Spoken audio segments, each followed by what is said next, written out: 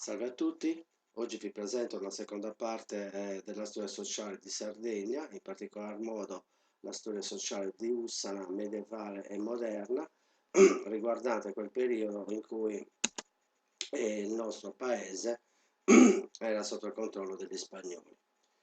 Infatti nel 1479, con l'unione del Regno di Spagna, consolidato col matrimonio tra Ferdinando il Cattolico e Isabella di Castiglia, avvenuto nel 1476, la Sardegna aveva avuto minore importanza eh, perché gli interessi si erano spostati verso l'America e non più nel Mediterraneo come accadeva in passato. Dunque l'isola era inserita in un quadro politico periferico fino al Settecento e di conseguenza anche Ussana subì queste sue influenze politiche. Era stato un periodo in cui la pace aveva dominato, a parte quando i francesi avevano attaccato Castelsardo e Sassari, distruggendole nel 1527, nel frattempo che Carlo V stava guerreggiando con Francesco I.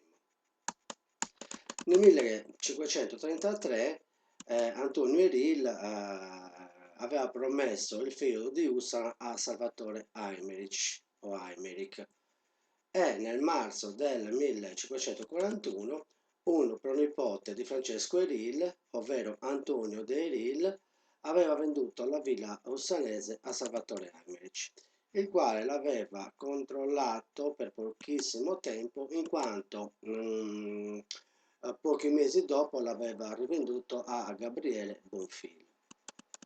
Antonio Eril, oltre Ussana, aveva venduto agli Eymerich anche San Massai, come ci testimoniano i documenti, Sarrent, Samassi, Jessico, Nurecci, Barala, Liri, Genades, Assuni, Goni e Tradori per la somma di 12.000 ducati d'oro largo valenziani, come testimonia il diploma di Carlo V e della regina Giovanna, in cui si concedeva all'Heinrich la facoltà di vendere e gestire secondo i suoi voleri.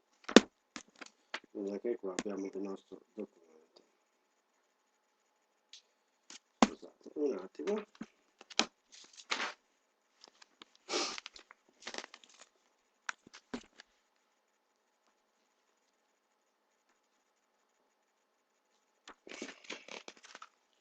Quindi vediamo gli atti di vendita presenti nel mio Ussana nella storia sociale sarda, come sempre documenti tratti dall'Archivio di Stato di Torino.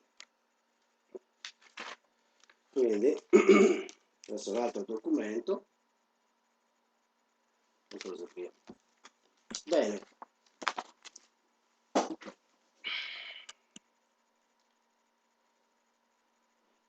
Quindi in seguito vediamo come nel 1542, o per meglio dire nel 1545, viene testimoniato il primo prete della parrocchia di Ussana, ovvero Sisinio Martis, il quale aveva guidato le anime ussanesi fino al 1604.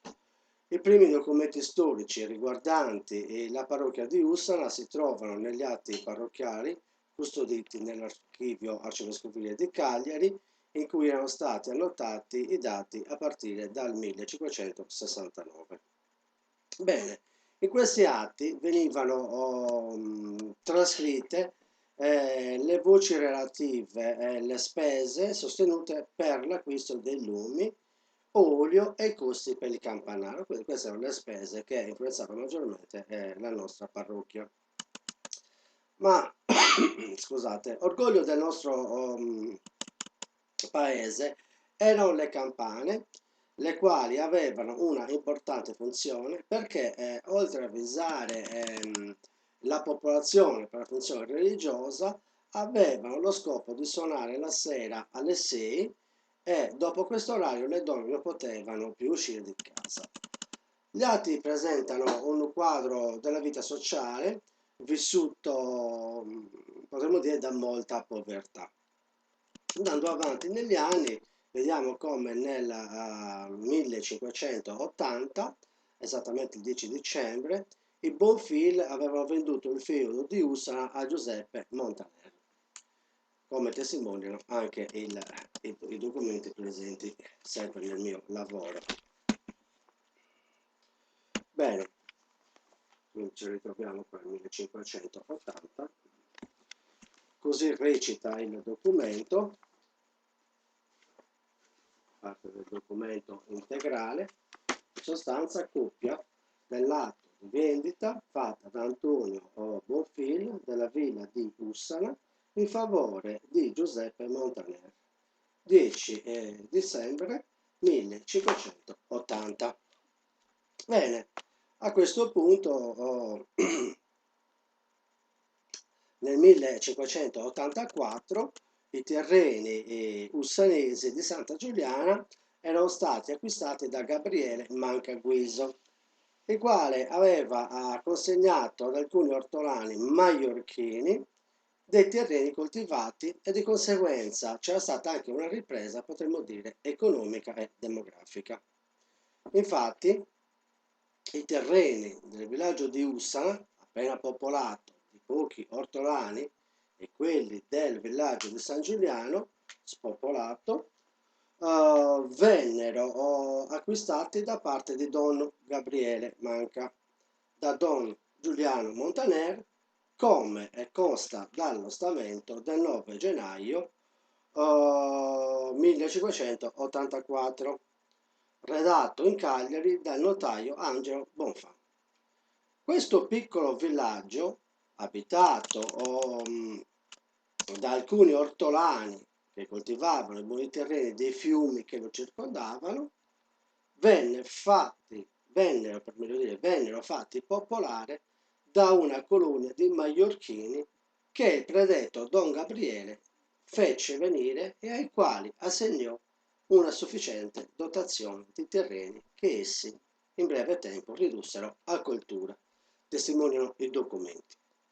Nel 1588 il parroco di Ussana era Don Antonio Pulpio. Bene.